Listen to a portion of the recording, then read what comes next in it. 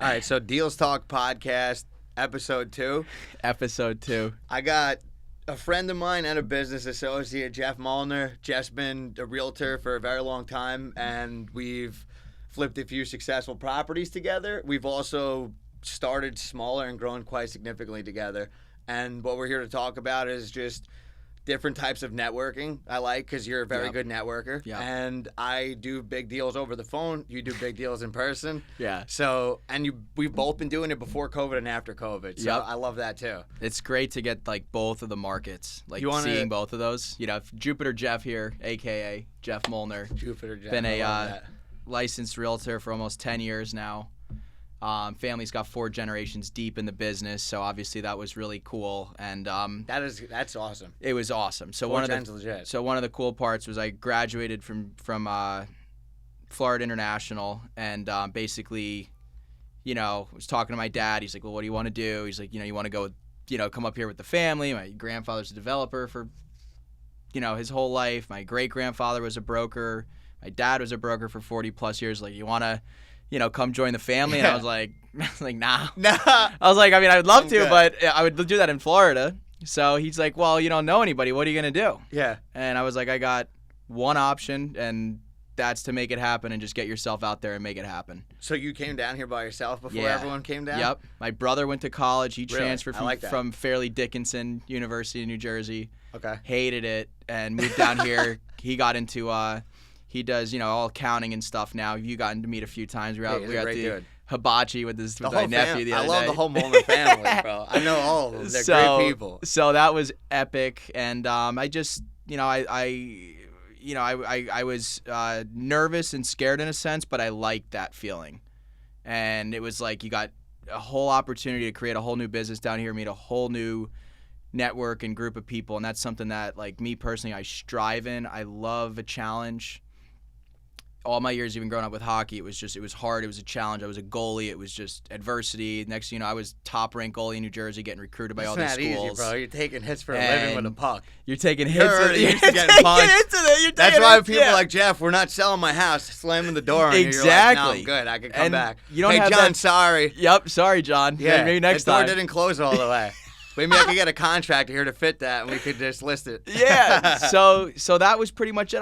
I loved the opportunity and the fact that it was a challenge, and I knew my back was against the wall and everything. Even when I transferred, everybody's like, "Oh, you're gonna fail out of school." My GPA actually, when I transferred down to Miami. Who said that? Family or friends? Just friends. Like, "Oh, you're gonna go, do this or that in Miami," and my GPA actually went up a letter grade. What? An entire letter grade, because I love the challenge. I love when people doubt me. I was crazy in New York, and I came down here and became a little bit more successful, but I was a little roller coaster ride in the beginning. Yeah. I feel like you have to come down, and it's like, all right, either the Florida's got me, or I'm fucking made it out, and now I can make some real dough. Exactly. Because once you get through it and you find yourself, you gotta fuck up. You have to. You gotta. You have to fail to succeed in life. And it doesn't matter. You could even be successful and still fuck up. Like, things happen. You got to deal with problems and then get past it, because if you're not going to ever try, you're not going to lose or learn. Exactly.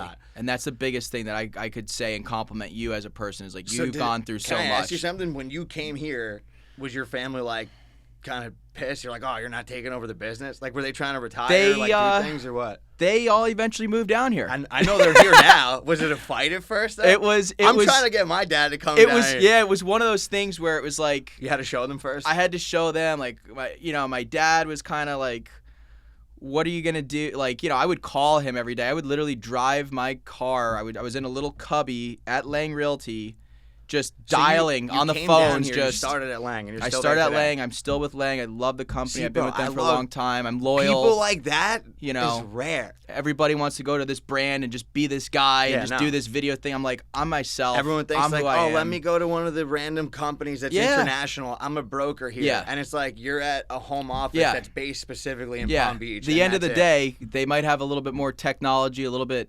networking, things like that. They just have bigger overhead. That's the realistically, at the end of the day, people are coming to you for you because they trust you, like you, and want to do business with you. And 100%. that will never change, even no matter where this AI goes with real estate. I'm the most difficult person to deal with, and we've done multiple deals already. Successful too. Successful. Made money. Successful. What, 20% off on that ask price last year? All day, yeah. And then even the first house we flipped, we got like a 26% profit. All day.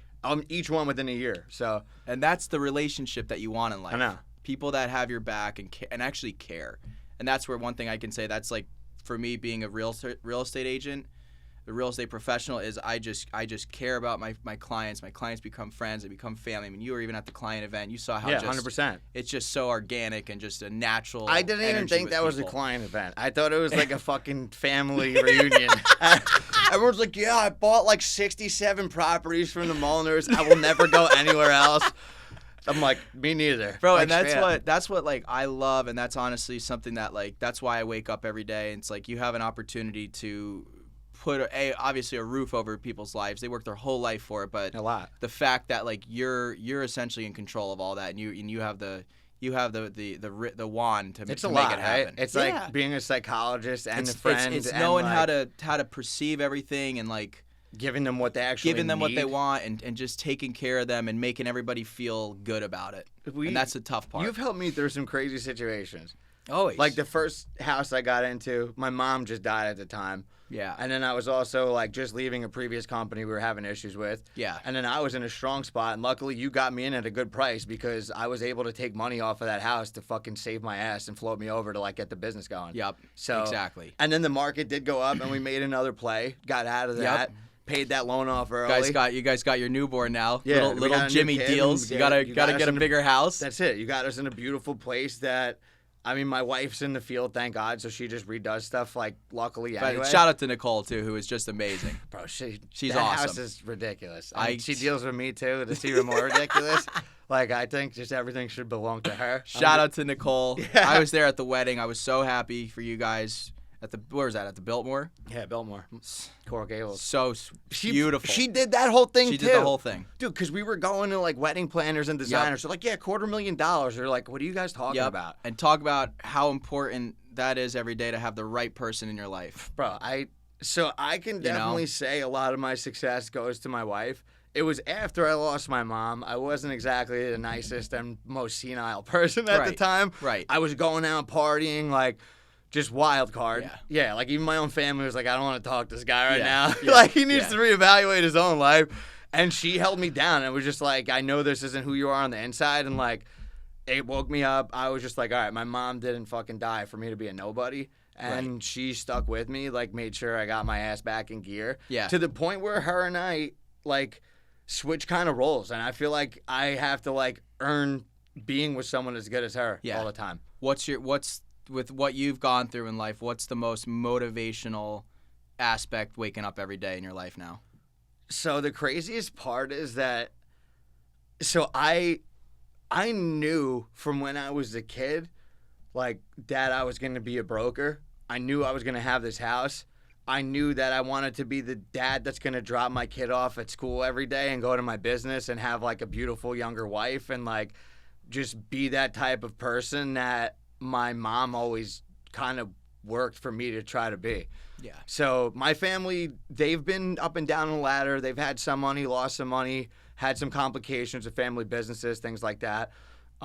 Overall, like my dad and my mom definitely sacrificed. They were living paycheck to paycheck to keep us in a decent sized house.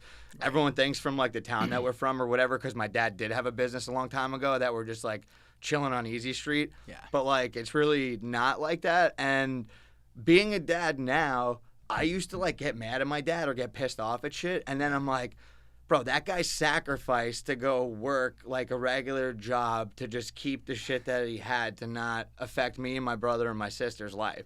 So he, 100%. Yeah, it's kind of weird. I never would understand that if I wasn't a dad. 100%. Because then I went through complications and I was like, damn, what am I going to do to survive? How do I got to do this? Yeah. Like, bro, you were there for me again on the second house.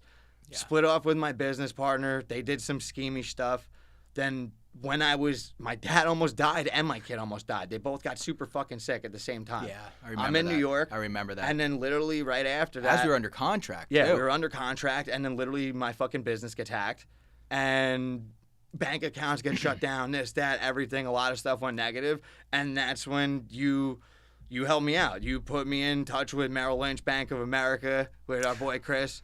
saved my ass, helped us up with the businesses, personal accounts, reset. Shout out to Chris Ishii. Literally, Ishii's great. Like, he's there for me. He's there for my family. If I ever need anything, he's set me up with attorneys, referrals, friends, family, whatever. And he's a friend. He's not even such a good dude. Man. Yeah, genuine. And his whole team, family, bro. His whole team. Whole team, family, everything. Genuine people. They're all there for you.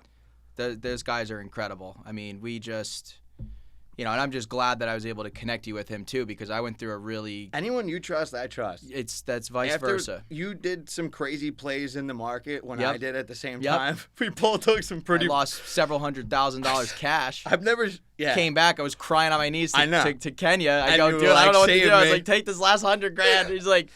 And here we are 5-6 years later. We made all the money back. Beautiful relationship. Owned a couple properties outright cash. And now you're going international with real estate. We're going international with real estate. We just went out to Tokyo with Chris at the time of our lives. I see you in Cali, Utah, Japan, got everywhere. A trip. Gonna go to LA in a couple weeks. Go hang with him. Get more just dialed in with his whole team and everybody out there. Now, do you honestly, is that like, do you just go out and network and meet people in person, or do you like pay to advertise and do things like that? I mean, I'll go out there, but Chris sets a lot up there. Like, he set me up obviously too with Nico. Okay. So with Vanna White's son, and he's just an absolute sweetheart. So you Can't rely on him. your own relationships. I rely on my own relationships to help to act upon them, and you also have to act upon it too. We were just at our buddy's wedding. Just got married in Utah. We haven't seen our one friend.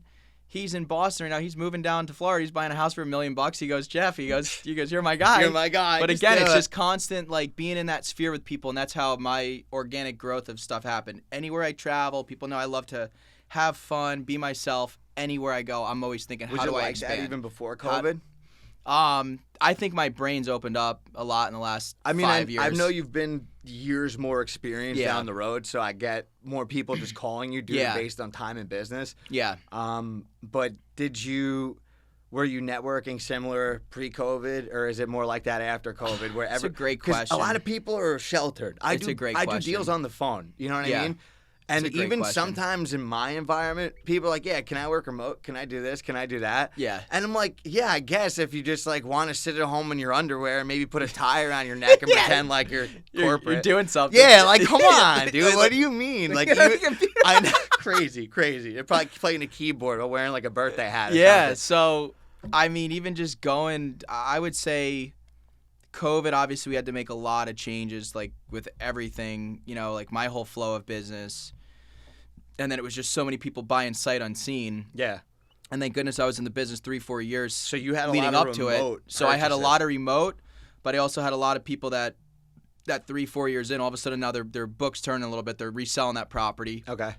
So then it was just constantly just growing. And I mean, I would say the biggest thing I've done was organic. I mean, I've tried paying for some lead service, stuff like that. Just didn't really pan out. And if like, you don't for mind me asking, like, I've spent just on softwares to like build out. Yeah. I've spent like 20, 30, 40 grand. Oh, and then still have to spend some monthly maintenance all day. And then not turn a dollar from it's more the letdown when you're expecting so much from this company, and then it's like, and I can't even say the company I use because they made me sign some disclosure randomly. I can't even say what it was. I probably signed a bunch of those. But it's like the fact where for me, I'm like, I'm going to shake your hand and I'm going to do it. Yeah, all day. And every one of my friends and people knows that I'm going to do it. Because your handshake. For now, it's like, oh, is this guy? Let me verify this guy. It's like people don't have the trust, especially our generation today. Everybody's just on the phone, texting, where it's like, pick up the phone and call. And that's why you're so successful, is you don't give up. And that's one thing I love and respect about you. Even when I first met you when we were at Greg Migliaccio's house. Greg, yeah. And you broke down, and not broke down, but broke the story out of like what was going on in your life. And like ever since then, I mean, I loved you from the moment I met you, but then when I really got to know you, I was like, oh, that's my boy. Yeah. Like, I got you with anything you need in your life, and it's an honor just to be in this room talking right now. It's crazy just how far we came in a couple years. And how far you've come with your business, and you've gone through these different changes. Now, I mean, Clickin' Loans is just blowing up. Yeah, I was an employee with somebody when we first met. Clickin' Loans is blowing up. Thank you. You go in your office, bro. You got everybody's dialing. Everybody's just do it. It's exactly what you said is the life. It's what you set up in your life. I learned pretty much just maybe trying to take it back to basics a little bit. Yeah. I did grow a couple different ways, and then I saw like either employees not panning out the right way or like overhead not working out the right way, and I was like, I read this article and it was saying that I can't remember. It wasn't WhatsApp. It was Telegram. It had like 20 employees, and they were worth like $30 billion. Yeah. And I was like, damn, these companies are growing like that with that small amount of employees. So then I saw, I'm like, maybe learn a little bit, implement a little bit of tech, start growing the business, but kind of keep that personal end of it with the clients itself, but only use more experienced people. So like, you can mitigate tasks and learn the right way, but then you got to also be able to maneuver. So like, if you're huge and you're trying to maneuver, like, I don't know, if you're a small cargo plane, you're going to turn in 2 seconds. But if you're a 747, you have to make a big wide U-turn. Exactly. So you could be lean and mean and still just be up there with the big players and just not have that much overhead anymore. Exactly. So I started using my old relationships. You know, it's funny, like, when I started calling my banks back, or like even calling my funders back and like, hey, what's up? Like, I'm at the head of the realm again. We got some new softwares. I bought out the company, got rid of the business partner. They were like, thank fucking God, where have you been? Like, literally my pipeline just instantly like skyrocketed, and I was like, all right, shit, I should have just been at the phones the whole time. Yeah. You know? Well, that's your strength. I mean, even what you're doing with the calls and stuff, it's my admin today was making awesome. fun of me because we have this guy that's like does 7 figures a month, and he just like only takes like traditional financing, and everyone's always after the quick dollar. They never want to deal with these guys and like follow up with them 30 times a day and then be told to go fuck themselves for a year. So I called him like 7 times in a row, and my admin is like, James, are you still calling him? He literally just said he got a $2.5 million bank loan to call him in a month. I'm like, yeah, I know, but I need more details on it. It's like, I'm not going to sleep tonight if I don't find out.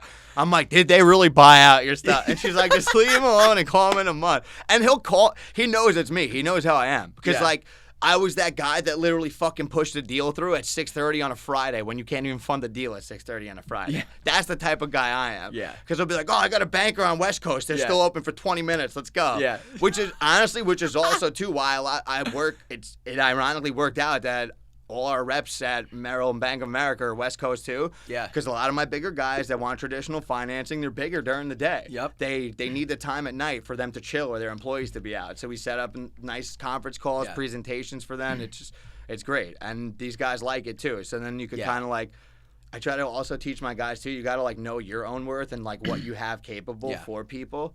Yeah. So I'm sure you do that, bro. Like, honestly, if someone's going to see a 7-figure house, there's got to be some sort of tactic that you pre-qualify them with.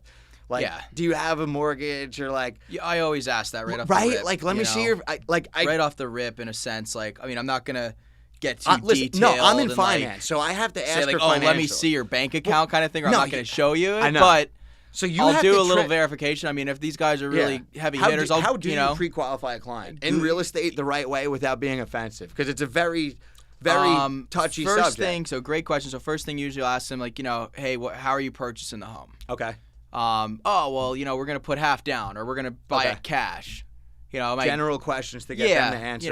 My grandfather owns some Fortune 500 company. It's like, okay, I don't really need to ask too much. And I'll always do that little Google thing because I never want to put somebody in a bad position or even embarrassed. Right? No, I want to go buy this house for $3 million, everybody. $5 million cash, and Jeff, it's like, look at what happened when we went to go sell my house. Remember that kid? He had an AMG, and they told him that if he got rid of the car, he could get the house, but he didn't want to get rid of the car. Yeah. So he's paying like $6,000 a month for a car, and the mortgage would have been like $4,000. Yeah. So like tapped himself out. We went to final for no reason, bro. Yeah. Like, and I just said to like their realtor, like, do you not do any due diligence on your clients? Yeah.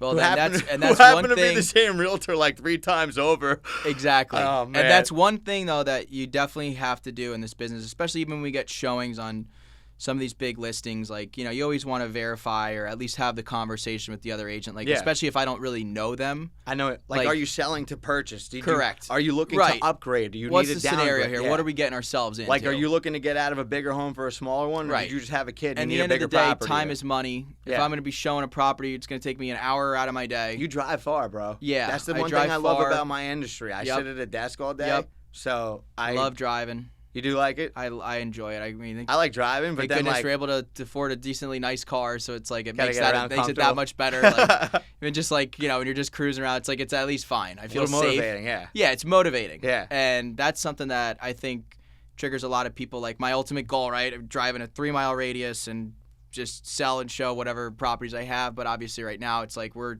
South Florida covering. Yeah. You know, providing the best service possible for anybody. That's it. And that's what it's about, because the rest of that stuff all follows. Like that's eventually, really what it is. It's your customer service. Yeah. You're more personable. Eventually, I want to grow my team big enough where, you know, I'll have my own firm, and I've been visioning this even since I just got back from Tokyo. Like, you think you want to get into development eventually and stuff? Absolutely. Yeah, 100%. Buy more. I'm going to buy commercial property. I mean, that's just inevitable income. Yeah. You know, buy some more residential income stuff. But I was watching some interview with one of the dudes on like that School of Hard Knocks podcast or whatever. Yeah. And he was talking to one of the guys. He was saying he started developing commercial and industrial only because like ever since COVID, like shipping increased, everything increased, and like they needed storage facilities, more trucks, more maintenance, more this. So that was just the route he took, and he skyrocketed with that. Yeah. Oh, yeah. And the market down here is kind of crazy. It really is. It's like past Beverly Hills prices now. Yeah, the market's certainly gone up here, and there's some of the houses when I first moved here that were $10 million are going for 65. Yeah. Like in Manalapan. Yeah.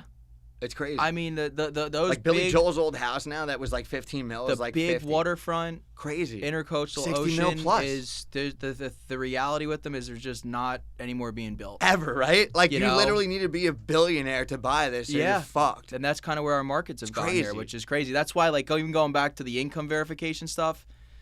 We got Google now. We got some stuff where it's like, okay, you know what this I try guy, to teach he sold my this guys? company. You're like, okay, I'm not gonna bug him too much. Now, when we go get an offer, usually any smart agent's asking for proof of funds. Yeah, all day on the list side for buying it. I got you. So, you know, going back to your question on that, that's really the biggest thing. Now, if they are getting a loan, you know, obviously depending on their scenario, if they're not reporting as much income or whatever as they should, and they need a private float, then we'll send them with you. You can dive into more of that stuff. Gotcha. If they're doing a regular traditional bank loan, you know, boom, we got our guys at Merrill we can just set them up with, or whatever our, you know, the local financer is or whatnot, and then they can really dive in more and just be like, hey, Jeff, we verified this guy and they're good up to $2 million, or hey, we verified this guy, he's showing no income, nothing we can do. Yeah, then it's shot at that point. So I think that's a big thing that we kind of really value and strive in, is really weeding and picking out the people that we want to work with, essentially, so we can maintain our quality of life. Because you can get across those people, right, and they're just blowing your phone up every 10 minutes, every 20 minutes for nothing. Literally. It's like, to ask a question, you got a top agent in the area, like everything's under control. I get it, you know, so I have different relationships with people in that sense. Some people want their hand held. I have some sellers like, don't even call me till we have an offer. Yeah. It's all good. Like, I'm busy. I got this company here. I got 4 kids. Yeah. Like, if we get an offer and great, you know, call me. But I always like to keep in touch, just give people the updates. Like right now, we're seeing price cuts all over. You know, the inventory's up. So I think you got a good little opportunity here the next few months in the summer. And then I think going into fall and winter, leading back to election, a lot of those people are going to be back in town. They haven't done anything yet. So I think you're going to see a flurry. Obviously, this news with the New York mayor. Everything's crazy. I don't think a lot of people are happy. I got a lot of calls from my clients that have all retired. They live in New York. It's like, listen, we got the grandkids up here. We wanted to do this in 5 years, but like we're going to do it now. Yeah. It's a mess going on. I mean, I love Manhattan and the city and stuff, but like, just seeing like what's going on out there, it's different. Yeah, it's different. I mean, I used to DJ and tour all up in New York City. Loved it. It was now the best. I went up there. Bro, I was back just in like, the day, meatpacking district, garbage rats everywhere. Like it's trash. just like, what is going on? Like, don't even put streetlights on. What is going on? And then you talk about quality of life. It's like people going out there with their family don't even feel safe ever, and that's a problem. That's what's crazy. You go run around in Japan. It's 5-6 o'clock in the morning. Anywhere you go, you're like, I'm so safe. Really? And that's a big kind of crazy difference. And that's really what I've been gaining, is just quality of life, people in your life. Like, don't, be careful of those people that are just going to suck the energy out of you. I mean, just littlest things that I'm valuing so much more. You got to be selective if you let in your life. Exactly. Me and you got very close, even only being friends the most recent couple of years. Yeah. And I've even lost like childhood friends over the past couple of years. Yeah. So I can understand like changing and growing and adapting and like trying to keep people that are in the same hemisphere of like mindset and whatever else may be around.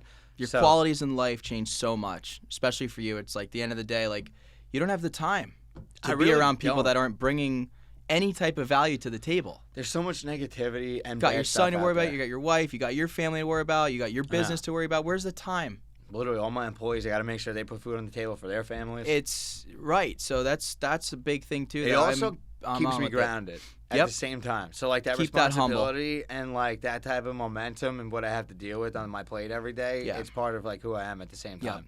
it's keeping all that stuff humble, and that's why, again, going back to it, like the Chris Ishis, like the people like that I have in my life. That's why it's a value for me to even just introduce you to somebody like him, where it's like, I mean, I put a blindfold on, this guy's gonna do so right by me. And just anyone. It's hard to find people like that, you know. Anyone that you've also genuinely introduced me to, I feel like gives off that kind of like same attitude. Yeah. They're like, all right, we're here to like good energy, good vibes, try to make positive connections, friends, family, business, whatever it may be. So a lot of people just don't even look like that. Yep.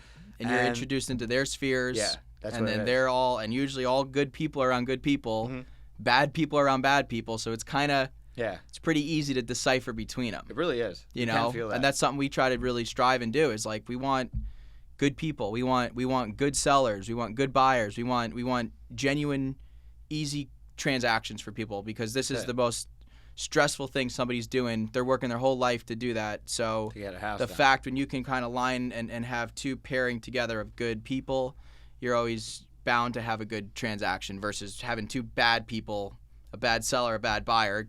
You know, they just want to hurt each other. Pretty much. And nothing's going to come of it. It's just going to cost time, money, energy. Yep. It's just, I don't know. Yep. And that's the biggest thing I've been that there, done I'm that getting. with previous people I've worked with, you know? It just happens. Yeah.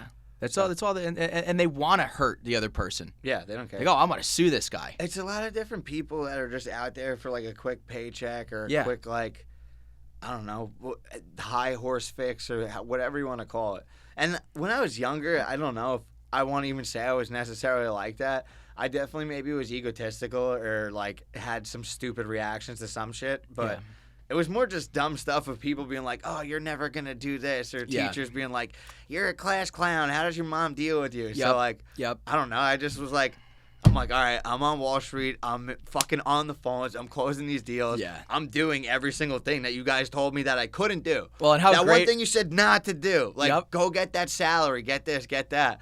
And like, how great of a transition was that for you, right? To be working on Wall Street and to be doing the exact same thing basically that you were doing now down here. It's amazing because I could operate and actually grow using technology and consistency and the right employees. Yeah. Where you think that you had to be like locked into one area and things changed, but not a lot of people could adapt to change. It took me a minute too. I had to redo everything. Yep. Like hired, fired, rebranded, remarketed, new offices, this, that, computers, like with all the AI stuff. Crazy. I'm still learning too. Me too. And it's like we're in the day and age now where like we, you know, it's a tool to use it, and like we are in the position to use it. It could be benefiting for people like us if we use it the right way. But exactly. It also, if we don't use it the right way, then we could also become obsolete or have jobs taken, things like that. And you got a lot of these people, like even that I see that agents, like, oh, that person's on the drip. Yeah. Like they're just getting a listing sent. It's like, well, there's no real rapport. It's like just call them once every couple weeks. Like, hey, I know you guys are 6 months out, but like, hey, you know, let me see your house anything has been sitting for 6 months. Hey, we're lacking that. Spam call. We're lacking that in our generation. Is the follow up call? Yeah. You know, and that's one thing my dad always said. It's the FU system. Follow up. You don't have that. And that's why I love my father so much. What's up. I like that. He was so hard on me, even like what you were saying with your dad. And like I'm at the point in my life now, like he was the best person I could have asked for in that sense. Like he drove me and made me understood like the concept of life and why he was the way he was when I was growing up. And he just wanted the best. He just wanted the best for me and my brother. Yeah. You know? And that's deep for me. And like I didn't, you know, at first I was like, you know, my brother and I would be done with school. We'd be just playing Xbox. We, you know, it's 5, 6 p.m. We'd hear the garage door open. We'd throw the Xbox controllers out the window, pretend like we were doing homework. We just finished training for hockey, and yeah. it's like, and you met my dad. He's a teddy bear now. He's awesome, but he's at the end of the day, he's like both of his kids are successful, and he implemented that so we can do that. And then obviously, like my mom, just she did everything in the world for us. So it's, you know, it's awesome, and that's where I'm like, yeah, I try to appreciate that time so much, because even with, you know, you said it's like these parents aren't going to be here forever. No. You know, you never know when. So I've gotten such a different perception in the last few years of just how important family is and this or that. It's like I called you guys even when I was in Tokyo. I was like, dude, I want you to be there. It was my nephew's birthday. It was like 3 o'clock in the morning here. I called. Yeah, it was. Yeah, right. Wow. It was like 2 p.m. noon. It's like we're like getting ready for the day. Everyone knows I'll just pick up anytime. I called my brother. Called Jordan Gibb. I was like, yo, we're setting this dinner up. Like, I want all you guys there. Like. They're like, aren't you in Japan? Like, enjoy it. I was like, yeah, but I'm just having the time of my life. I just want to see my family and my closest friends when I get back. Like, that's what matters to me. And we had the best time. It was good. But like that's the stuff where I value that so much different now in life. And like, obviously, I'm very hopeful I get that day. It's just making sure I find the right partner. 100%. I have somebody sitting there like, oh yeah, I'm gonna get 50% from this guy one day. Like, we're in a day and age that's very true happening a lot, and it's very hard. That's why I'm just being very picky with the energy and who I let in my life for those reasons. It's very crucial. A partner could make or break you. 100%. Relationship-wise, business-wise, friendship-wise. I hear that so many times too, like, because so many of my clients are just so awesome and just elder and just have this experience, and I look up to them so much, and they look up to me, and it's like we got such cool relationships where I'm talking to somebody who's 85 years old, and like it's crazy, we right? have this synergy, and it's like, and just the same thing. Seen so much in life too. That be you're careful like of who your partner is. Be careful who my partner I own one of the homes with. Put yourself. Show me who your top 10 friends are, and I'll tell you who you're going to be in life. Yeah, literally. And it's just those little things that stick to me now, and I really am like, oh my God, my brain's so opened up to that. Where in the years past, you're just kind of like, yeah, whatever, and then it's like you're staying at the same level. You're not leveling up, but then you look around your friend circle, and you're like, nobody else is leveling up. So let me put myself in these other positions to go here and go travel to these places and go meet these people and go meet that people. All of a sudden, it's like all these opportunities just that's what it is, flying in front of your face. Well, you're putting yourself in the realm of people that are going to think your dreams aren't. No matter what it is, shit. if it's right now, if it's in 6 months, or if it's in a year, it's like, hey, I met that guy Jeff in Japan. Jupiter Jeff, he's selling my house. Like, he's like, my parents are actually moving to Florida. That's the guy. Dude. But that's where I strive and work. People are like, oh, you travel, you do this or that. I'm like, yeah, I haven't traveled that much in the last year, but in the last, over the summer here, and I'm just meeting all these amazing connections that all my friends in Florida and here, nobody's going anywhere.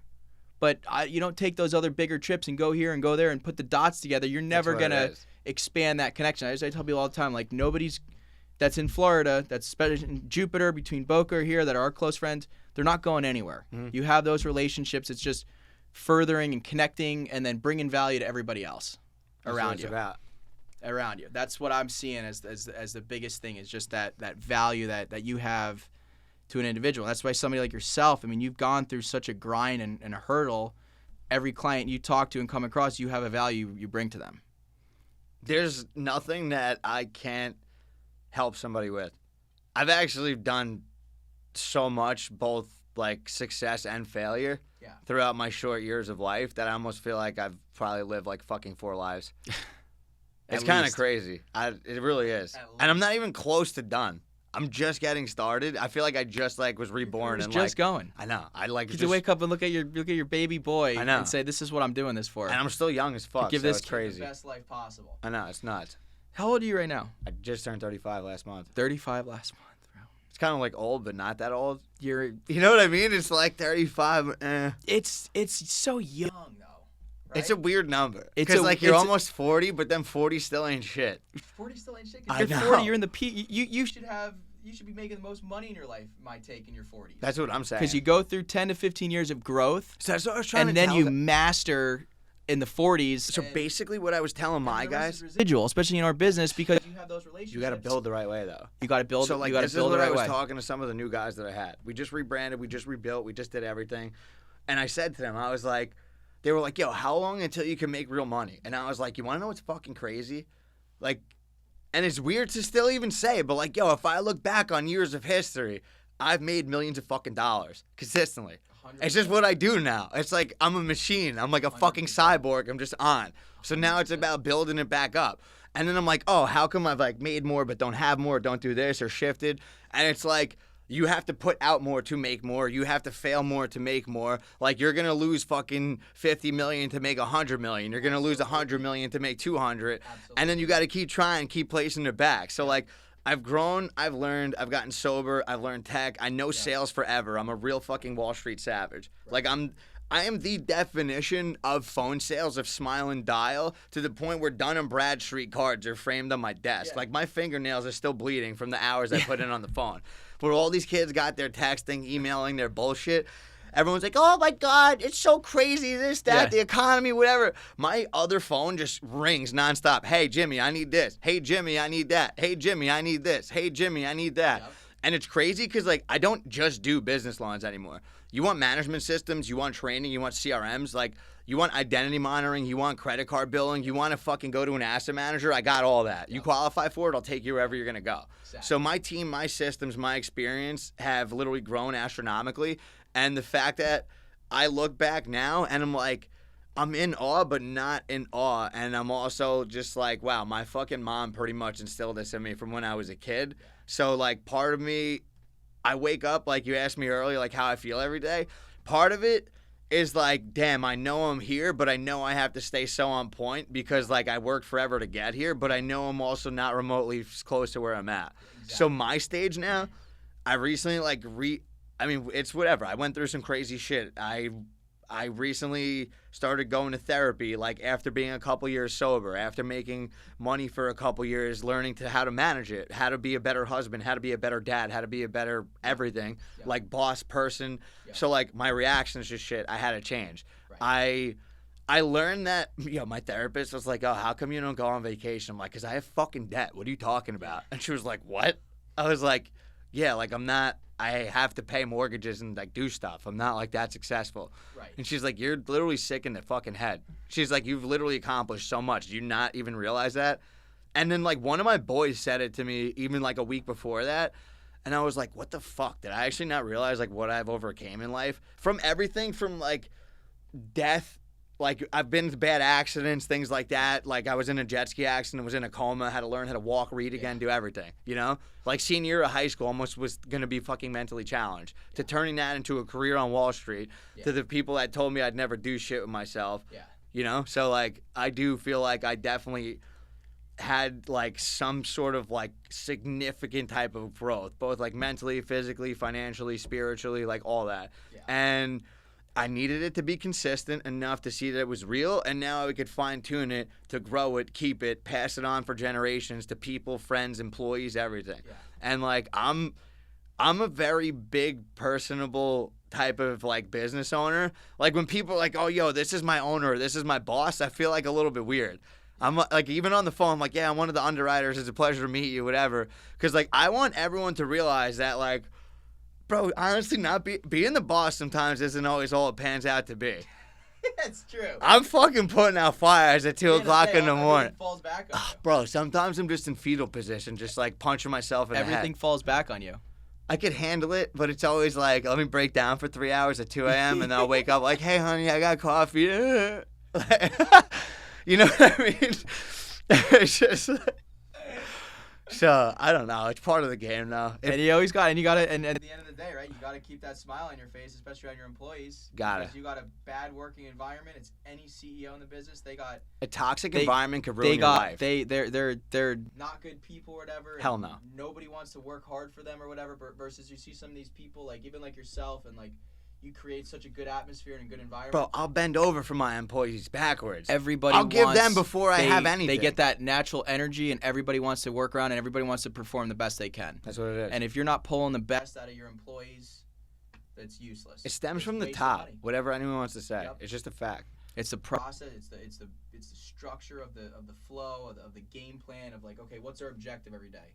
Oh, we got a great boss, or we got. I hate my boss. He's an asshole. Like, yeah, it's never gonna go anywhere. Literally, because now they're gonna always be doing something behind the scenes that they're not putting their full 100% in. So if you can provide that atmosphere, it's a resentment, and you're the best person that you can be, and you love yourself, and all that comes together, you will have the most success. You will hit your peak of the most successful business you can have. And if you don't have that, it's just wasted air. It is time and energy. Everything. Money, even people and relationships. Like, it's burning bridges. It's burning bridges. And if you don't, you see it all the time now with people. I mean, you hear it all the time. These people like, oh, I hate my job. My boss is the worst. It's like, yeah, their favorite time of day is either. What are you doing there?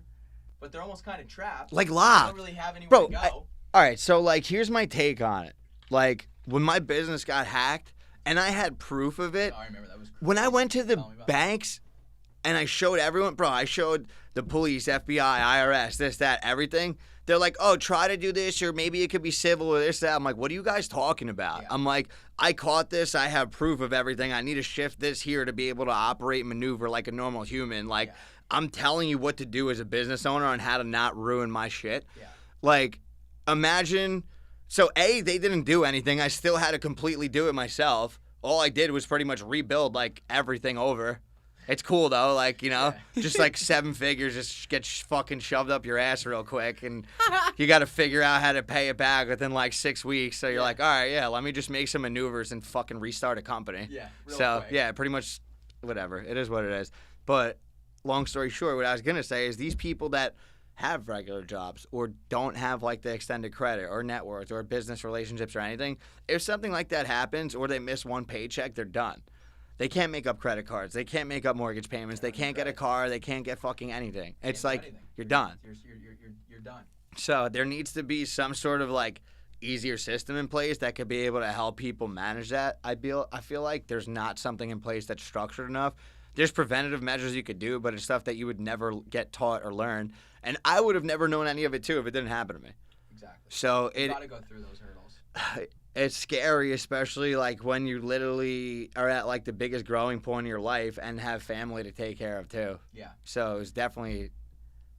When you get in that spot, I mean it's rough because I've been in a couple of jams and it's just like, how do you get yourself out? Mm-hmm. Market's slow, you have a closing for a month or two or something. It's just like it just happens. You know? Sometimes. Just goes ice real quick. Dude, sometimes it's time. Like, sometimes it's just time, and you gotta just sit there and fucking bite the bullet. Bite the bullet, and most importantly with the entrepreneurs is we figure it out. Yeah. Well, entrepreneurship is the game of like who's gonna be standing the longest, not who has the most right this second. Yep, exactly. So and that's like, the thing too. It's like it's and you gotta clap for others, bro. Yep. If you're not gonna appreciate genuinely what other people had, A, you're not gonna be in a fucking realm of people that appreciate you for who you are or what you're gonna bring, even if you have less or more than them. Exactly. And B, it's just like you're selfish. So if you're not gonna figure out how to like pay it forward in some way, shape, or form, it's not gonna come back tenfold. Exactly. Or it could be temporary or whatever. Share those wins with people. That's why even for you, like I'm so proud of like what you're doing with your business and like how you're doing with the podcast and stuff. It's fun, man. Thank you. Want to be a part it is. I do love it. Want to be doing this with you and enjoying life. I'm like, yo, Jeff's coming on now. We're gonna have episode 2. That's what it's about. You got to network to get work, right? Bro, it's already 5:30. Let's go get dinner. We just cooked. 1000 North. Yeah, let's go.